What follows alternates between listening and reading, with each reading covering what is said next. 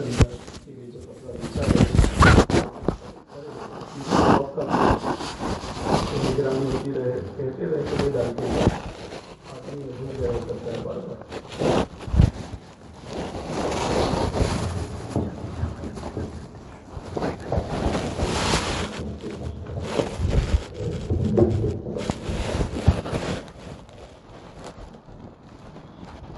الحمد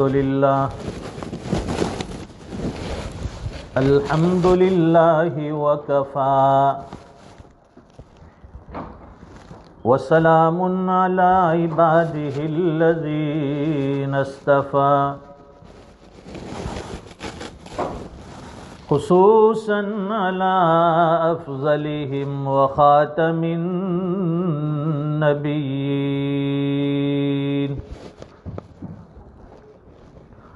وعلى آله وأصحابه أجمعين. أما بعد فأعوذ بالله من الشيطان الرجيم.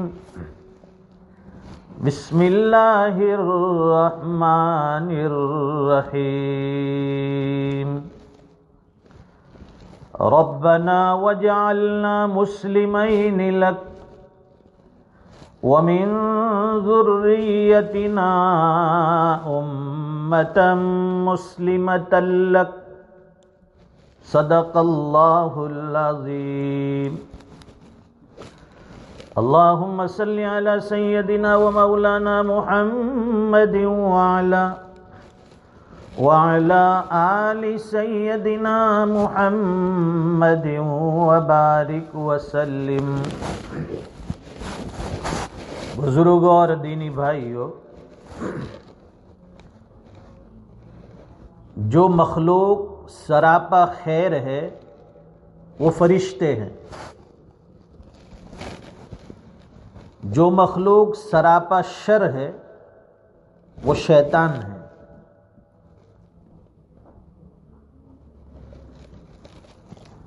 فرشتے سے کبھی گناہ نافرمانی ہو نہیں سکتی اور شیاطین سے کبھی نیکی نہیں ہو سکتی. اور فرمائیں کہ جو مخلوق خیر اور شر کا مجموعہ ہے وہ حضرت انسان ہے. انسان میں خیر بھی ہے، شر بھی ہے. جب وہ خیر پر آئے، نیکی پر آئے تو فرشتوں کو بھی عبادت میں پیچھے چھوڑ دیتا ہے، اور جب وہ شر پر آ جائے تو شیطان کو بھی شرما دیتا ہے. گناہوں پر، معصیت پر آئے تو شیطان بھی پیچھے رہ جاتا ہے، اتنا گناہوں میں آگے نکل جاتا ہے. پھر جس بندے کے اندر خیر غالب ہوتی ہے اسے اچھا انسان کہتے ہیں، سب رسپیکٹ کرتے ہیں، اسے عزت دیتے ہیں. اور جس انسان میں شر غالب ہوتا ہے اسے برا انسان کہتے ہیں. کوئی اسے منہ نہیں لگتا اور کوئی منہ لگانا بھی نہیں چاہتا. اچھے انسان کی ہر جگہ عزت ہوتی ہے اور شریر یعنی برے انسان کی ہر جگہ بے عزتی ہوتی ہے، اسے کوئی دھیان میں نہیں لیتا. لوگ چاہتے ہیں کہ یہ جلدی سے یہاں سے چلے جائے. یہ تو ایک عام تعریف ہوئی. اب مسلمان کی تعریف کیا ہے؟ وہ انسان کی تعریف ہوئی. اب مسلمان کی تعریف، مسلمان کی تعریف میں کروں گا، آپ کریں گے، ہو سکتا ہے کہ اس میں کوئی کمی رہ جائے، لیکن حضور پاک صلی اللہ علیہ وسلم نے ایک مسلمان کی تعریف کی. ویسے تو ہر انسان یعنی ہر مومن اپنے آپ کو مسلمان کہتا ہے کہ میں مسلمان ہوں، اور فخر سے یہ بات کہنی بھی چاہیے کہ الحمدللہ میں مسلمان ہوں. لیکن کیا میں ویسا مسلمان ہوں جیسا حضور پاک صلی اللہ علیہ وسلم فرما رہے ہیں؟ حضور پاک صلی اللہ علیہ وسلم نے مسلمان کی ڈیفینیشن، مسلمان کی تعریف بیان کی. فرمایا المسلم من سلم المسلمون من لسانه ويده. حضور پاک صلی اللہ علیہ وسلم فرماتے ہیں کہ سچا اور کامل الایمان مسلمان وہ ہیں کہ جس کی زبان سے دوسرے مسلمان محفوظ ہو اور اس کے ہاتھ سے بھی دوسرے مسلمان محفوظ رہے۔ یہ مسلمان کی دو تعریف ہوئی، ایک تو اس کی زبان سے بھی دوسرے مسلمان بچ جائے اور دوسرا اس کے ہاتھ سے بھی دوسرے مسلمان بچ جائے۔ تو سمجھو کہ صحیح معنی میں یہ مسلمان ہے جو حضور پاک صلی اللہ علیہ وسلم بتلا رہے ہیں۔ اس میں زبان کا استعمال پہلے کیا، کیوں؟ اس لیے کہ ہاتھ سے تکلیف پہنچانا ہر انسان کے بس میں نہیں ہوتا۔ طاقتور انسان ہوتا ہے وہ ہاتھ کے ذریعے دوسروں کو تکلیف پہنچاتا ہے، اور زبان کے ذریعے طاقتور ہو، کمزور ہو، بیمار ہو، بوڑھا ہو، جوان ہو، مرد ہو، عورت ہو، زبان کے ذریعے ہر انسان کو تکلیف پہنچا سکتے ہیں۔ اور طاقت کے ذریعے مرد لوگ زیادہ نقصان پہنچاتے ہیں، ہاتھوں کے ذریعے، طاقت کے ذریعے، اور زبان کے ذریعے عورت دیکھنے میں کمزور ہے لیکن وہ زیادہ دوسروں کو تکلیف پہنچاتی ہے۔ اور طاقت کے ذریعے انسان صرف زندوں کو تکلیف پہنچاتا ہے، مردوں کو تکلیف نہیں پہنچا سکتا۔ اور زبان کے ذریعے آدمی زندوں کو بھی تکلیف پہنچاتا ہے اور بعض مرتبہ مردوں کو بھی تکلیف پہنچاتا ہے۔ کہتے ہیں نا گھڑے مردے اکھاڑ لیے، تو وہ زبان کے ذریعے غیبت شروع کر دیتا ہے، وہ مر گیا، انتقال کر گیا، اس کی پھر غیبت، برائی شروع، ارے وہ ایسا تھا، ویسا تھا، اس کا باپ بھی ویسا تھا۔ اگر بیٹا کوئی گناہ کرتا ہے تو اس کے باپ کو بھی لپیٹ میں لے لیتے ہیں کہ اس کا باپ بھی ایسا تھا، وہ مر گیا ہے۔ حالانکہ حدیث شریف میں آیا ہے اذکروا محاسن موتاکم، تم اپنے مردوں کی اچھائی بیان کرو، ان کی نیکیاں بیان کرو، اور یہاں زبان کے ذریعے ان کی بھی برائی ہو رہی ہے۔ تو دو چیزوں سے بچانا ہے، ہماری زبان سے کسی کو تکلیف نہ ہو۔ اس لیے حضور پاک صلی اللہ علیہ وسلم نے فرینڈ سرکل میں، رشتہ داروں میں، دوستوں میں مستی مذاق، ہنسی مذاق جو کہتے ہیں اس کی ایک لمٹ بتائی کہ بھائی مذاق اس طرح سے کیا جائے کہ سامنے والے کو تکلیف نہ ہو۔ ہم لوگ کسی کا مذاق جو اڑاتے ہیں تو ہاتھ دھو کر اس کے پیچھے پڑ جاتے ہیں اور اتنا اس کو ستاتے ہیں کہ بعض مرتبہ سامنے والا بندہ رو دیتا ہے۔ اس کو مذاق نہیں کہتے بلکہ یہ تو اس کی بے عزتی ہوئی۔ دیکھو حضور پاک صلی اللہ علیہ وسلم بھی مزاح فرماتے تھے۔ حضور پاک صلی اللہ علیہ وسلم نے ایک مرتبہ ایک بڑھیا سے فرمایا کہ بڑھیا تو جنت میں نہیں جائے گی۔ وہ بڑھیا پریشان ہو گئی کہ اللہ کے نبی نے یہ کیا کہہ دیا کہ بڑھیا تو جنت میں نہیں جائے گی، مذاق میں فرمایا، لیکن وہ حقیقت بھی اس میں تھی۔ اس لیے کہ کوئی آدمی مرنے کے بعد بڑھاپے کی حالت میں جنت میں نہیں جائے گا، جوان ہو کر جنت میں جائیں گے۔ بڑھاپے میں جنت میں جائیں گے تو پھر جنت کا مزہ کیا؟ وہ شوگر، پریشر۔ ہمارے انجینئر صاحب ابھی بتا رہے تھے کہ بھائی ابھی 9 پوائنٹ ہے، 10 پوائنٹ ہے، رمضان میں لیول نیچے آتا ہے، تو بڑھاپے کے ساتھ بیماریاں بھی ہوتی ہے، تو پھر بڑھاپے کے ساتھ جنت میں جانے سے کوئی فائدہ نہیں۔ جنت تو نعمتوں کی جگہ ہے، لذتوں کی جگہ ہے، وہاں تو آدمی جوان چاہیے، کھانے پینے والا چاہیے، موج مزے کرنے والا آدمی چاہیے وہاں جنت میں۔ تو اس لیے حضور نے مزاح بھی فرمایا کہ بوڑھی جنت میں نہیں جائے گی، لیکن اس میں حقیقت بھی ہے کہ وہ جنت میں تو جائے گی لیکن جوان بن کے جنت میں جائے گی۔ اسے کہتے ہیں مذاق، اور ایک دائرے میں، ایک لمٹ کے اندر۔ اور ہمارا مذاق ہوتا ہے، ہم شروع ہوتے ہیں اس کی ناک سے کہ تیری ناک بڑی خوبصورت ہے، پھر کہتے ہیں کہ تھوڑی ٹیڑھی ہے، پھر کہتے ہیں تیری آنکھیں بھی بڑی اچھی ہے ماشاءاللہ، سرمگی آنکھیں، کتنی خوبصورت پیاری پیاری، ہونٹ بھی کتنے ملائم نرم نرم، بال بھی تیرے، زلفیں بھی کتنی پیاری۔ آہستہ آہستہ جو اس کے پیچھے ہاتھ دھو کے لگتے ہیں، یہاں تک کہ یا تو وہ بندہ وہ جگہ چھوڑ کر چلا جاتا ہے یا پھر وہ وہاں بیٹھتا ہے تو رو دیتا ہے۔ اتنی حد تک بھی مستی مذاق، ہنسی مذاق کی اجازت نہیں دی شریعت نے۔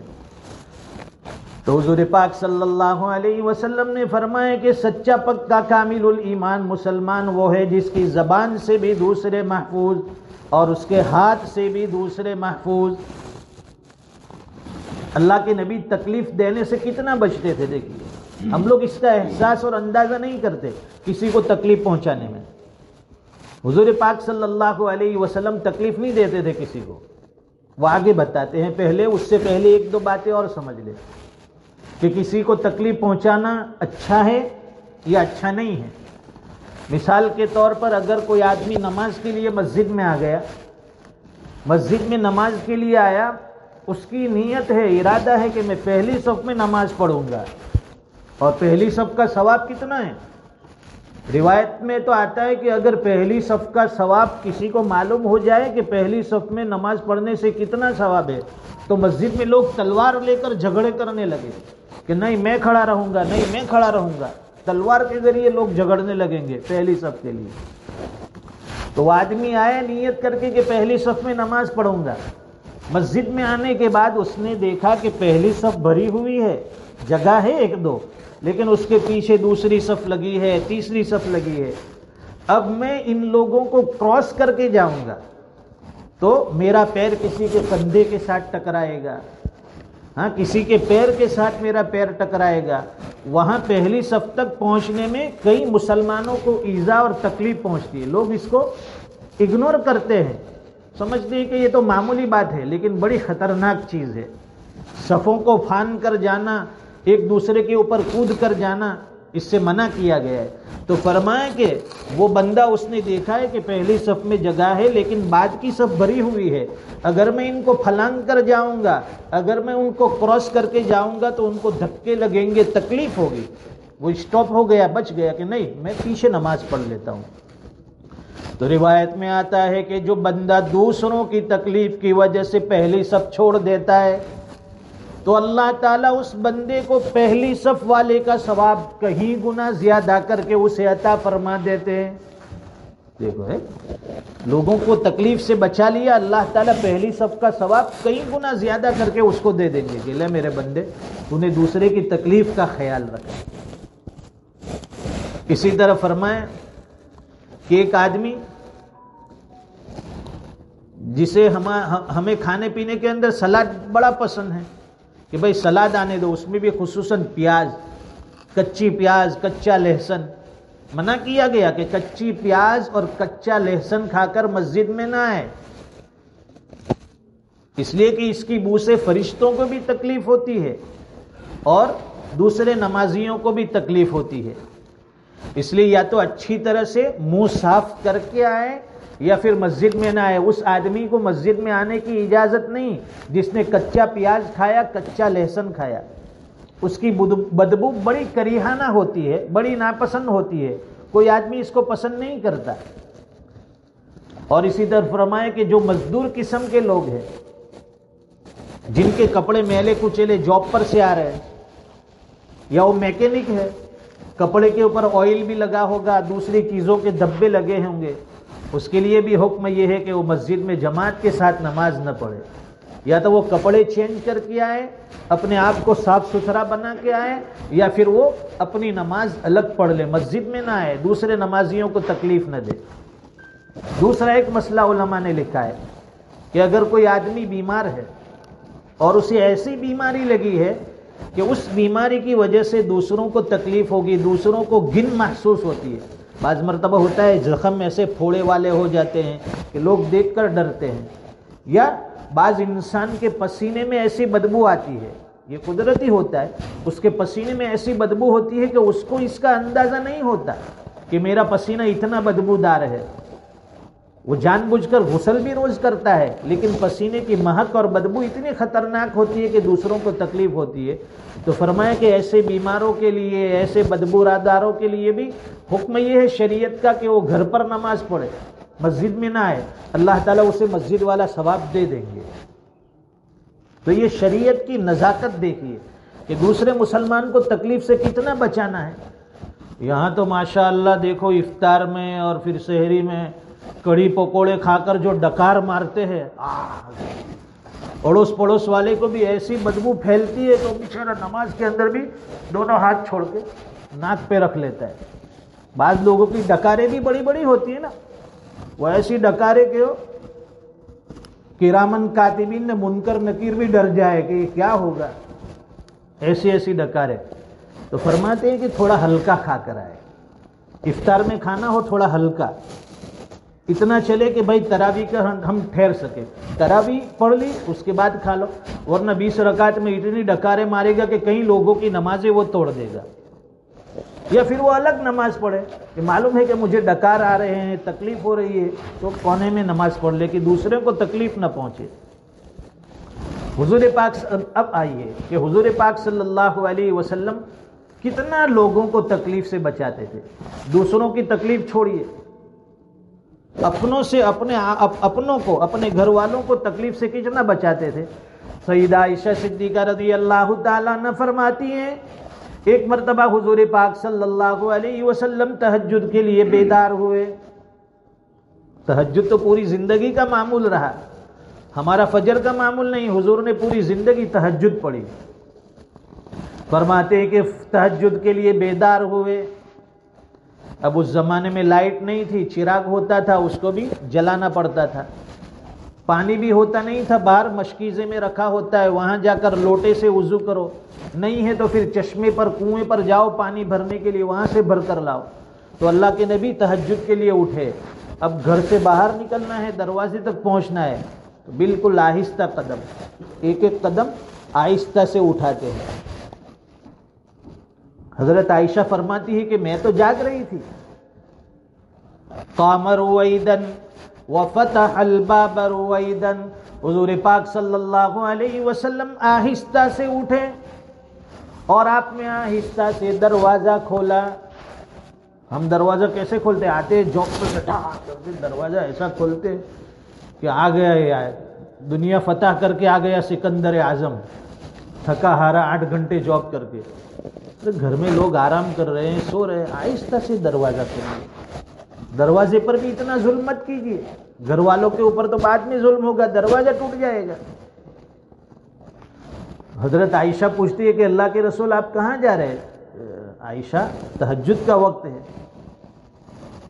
तो अल्लाह के नबी इतनी आहिस्ता कि आयशा मैं समझा कि तुम सो रही हो, कहीं तुम्हारी नींद में खलल ना आ जाए, इसलिए मैं आहिस्ता से बेदार हुआ और आहिस्ता से उठा।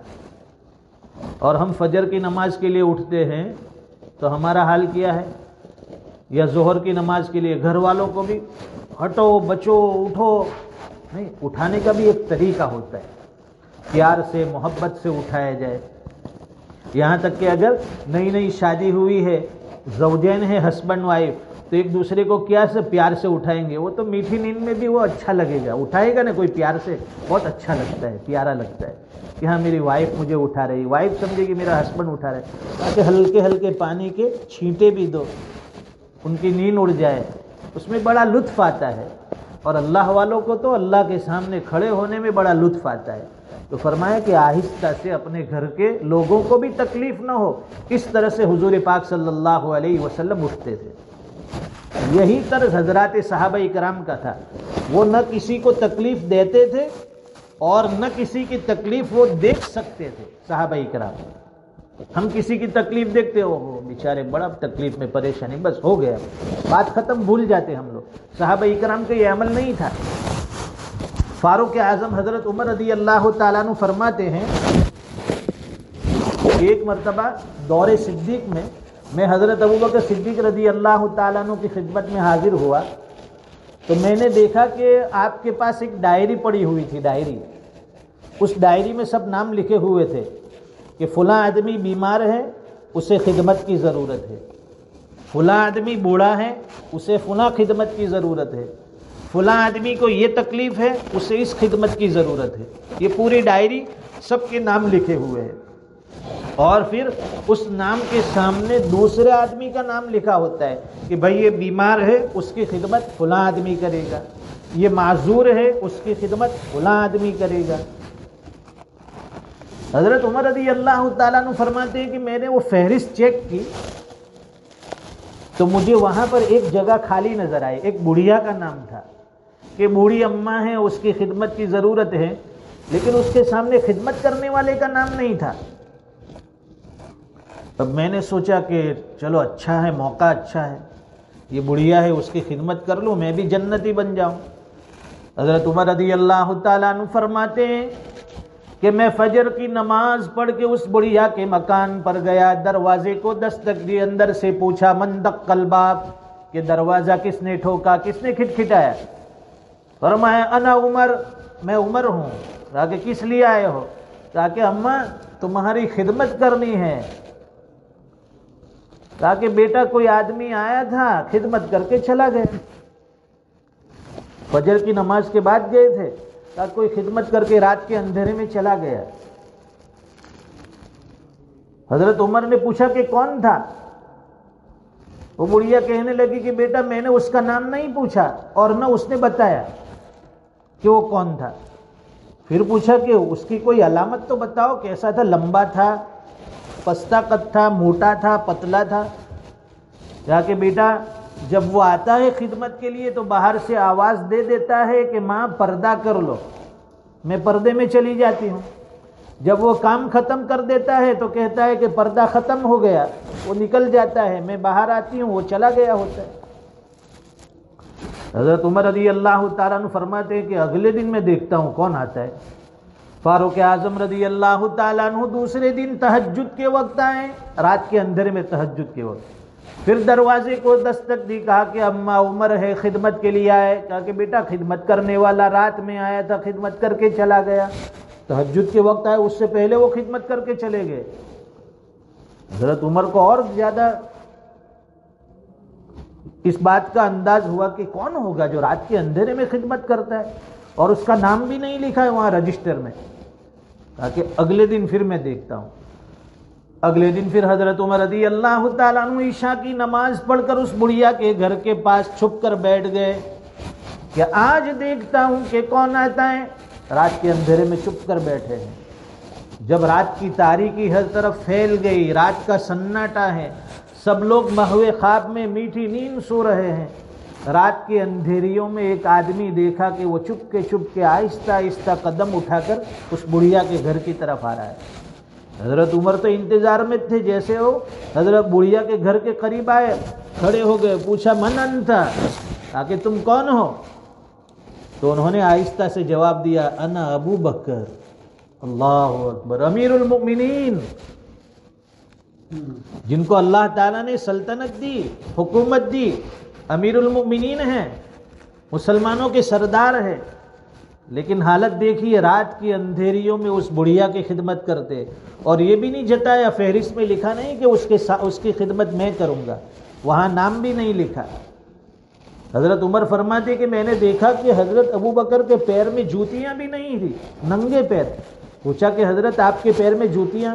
کہا کہ عمر رات کا وقت ہے، اس لیے جوتیاں میں گھر پر رکھ کر آیا کہ کہیں میری جوتی کی آہٹ کی وجہ سے دوسرے لوگوں کو تکلیف نہ ہو، ان کی نیند میں خلل نہ آئے۔ اور ہمارے یہاں تو مسجدوں سے اعلان کرنا پڑتا ہے، مولانا سلیم اعلان کرتے کہ بھائی اسٹریٹ میں بچے جو ہے دروازے پر انڈے پھینک رہے ہیں، رات کو سونے والے کو تکلیف پہنچا رہے۔ اللہ حفاظت فرمائے۔ فاروق اعظم رضی اللہ تعالیٰ عنہ فرماتے میری آنکھوں میں آنسو آ گئے کہ صدیق اکبر رضی اللہ تعالیٰ عنہ اس بڑھیا کی خدمت کر رہے ہیں لیکن اپنا نام بھی نہیں لکھا۔ یہ ہوتے ہیں امیر المؤمنین، یہ ہوتے ہیں صحیح معنی میں مسلمان، جو اللہ کے نبی نے جیسے مسلمان کی ڈیفینیشن تعریف بتائی نا، کہ زبان سے بھی تکلیف نہیں پہنچاتے، ہاتھوں سے بھی تکلیف نہیں پہنچاتے، لیکن ساتھ میں ان کا طرز عمل یہ بھی ہے کہ وہ تکلیف تو نہیں پہنچاتے لیکن وہ کسی کا برا بھی نہیں چاہتے، دوسروں کی تکلیف دیکھ بھی نہیں سکتے، ایک چھوٹی سی بات کہہ کر بات ختم کرتے۔ دوسروں کے ساتھ خیر خواہی انسان جتنا کرے گا اللہ کے یہاں بخشش اتنی آسان ہو جاتی ہے۔ ایک بزرگ گزرے ہیں خواجہ عثمان خیرآبادی رحمت اللہ علیہ، بڑے اللہ والے، بقالے کی دکان تھی چھوٹی سی، راشن بیچتے تھے، سبزیاں بیچتے تھے، لوگ آتے تھے خریدنے کے لیے، تو اس زمانے میں سکے چلتے تھے، سکے، تو کئی لوگ کھوٹے سکے لے کر آتے تھے، کھوٹے سکے، وہ بھی ابا جی کو دے دیتے کہ ابا جی یہ سودا دے دیجئے، وہ بھی دیکھتے کہ کھوٹے سکے ہیں، پھر بھی لے کر سودا دے دیتے، چل اس کا کام ہو جائے۔ جب انتقال کا وقت قریب آیا، بستر پر بیٹھے ہیں، اب اللہ سے مانگ رہے کہ الہ العالمین تو جانتا ہے کہ میں کمزور ہوں، بوڑھا ہوں، میری ایک درخواست ہے، اے اللہ ساری زندگی میں تیرے بندوں کے کھوٹے سکے چلاتا رہا، اب میرا آخری وقت ہے، تو بھی میرے کھوٹے اعمال کو چلا لے۔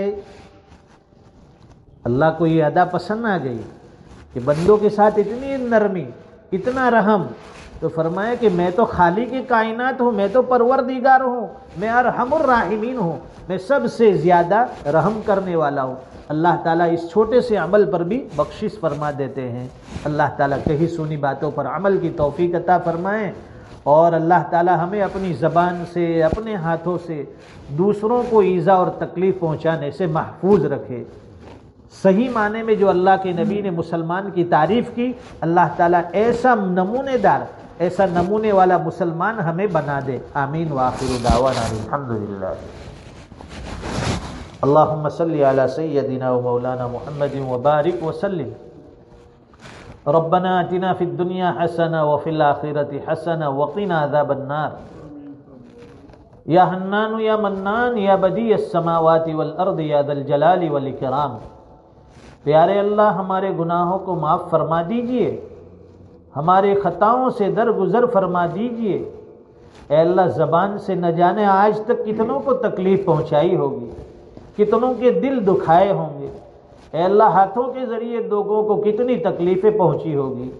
اے اللہ، ہمارے اخلاق ایسے نہیں ہیں، اے اللہ ہمارے اخلاق بگڑے ہوئے ہیں، ہمارے اخلاق کی وجہ سے لوگوں کو تکلیف پہنچی، پڑوسیوں کو تکلیف پہنچی، گھر والوں کو تکلیف پہنچی۔ اے اللہ معاف فرما دے، معافی دے دے، ہمیں بھی معاف فرما، ہمارے والدین کو معاف فرما، ہمارے اہل و عیال کو معاف فرما۔ اے اللہ ہمارے اساتذہ کو معاف فرما، اے اللہ پوری امت کو معاف فرما دے۔ اے اللہ امت پریشان ہیں، اے اللہ امت حالات سے دوچار ہیں، اے اللہ امت حالات سے دوچار ہیں، اس کلمے کی نسبت سے، ایمان اور اسلام کی وجہ سے ان پر ظلم و ستم ڈھائے جا رہے ہیں۔ پیارے اللہ مظلومین کی نصرت اور مدد فرما، مظلومین کی حمایت فرما۔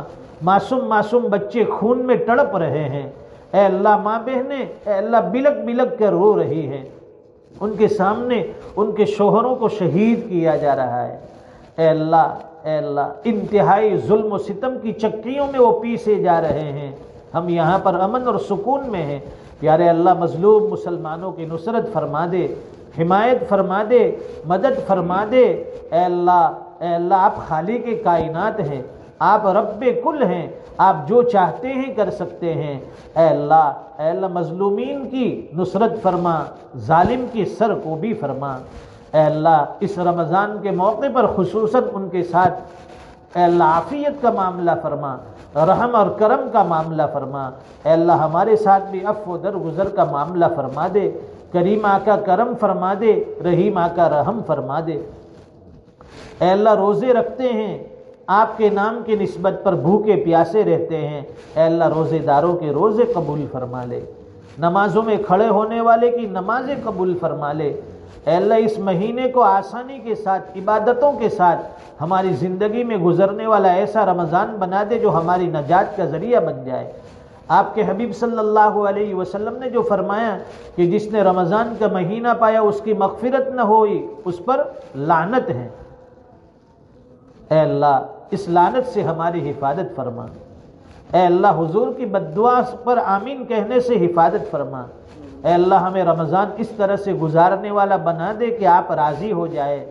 اے اللہ اعمال صالحہ کی توفیق عطا فرما دے، نیکیوں کا عشق عطا فرما دے۔ صحابہ کرام کی جیسی پاکیزہ زندگی تھی، اے اللہ ہمیں بھی وہ زندگی عطا فرما، نورانی ماحول عطا فرما، گھروں میں چین سکون اطمینان عطا فرما۔ اے اللہ ہمارے اہل و عیال کو ہماری آنکھوں کی ٹھنڈک بنا دے، دین کے لیے قبول فرما لے، گھروں میں دین کے چرچے فرما دے۔ اے اللہ دین کو سربلند بنا دے، اے اللہ دین کی خدمت کے لیے ہمیں قبول فرما، محروم نہ فرما، ہماری اولاد کو قبول فرما، محروم نہ فرما۔ اے اللہ ہم چاہے یا نہ چاہے ہم سے دین کا کام لے لے۔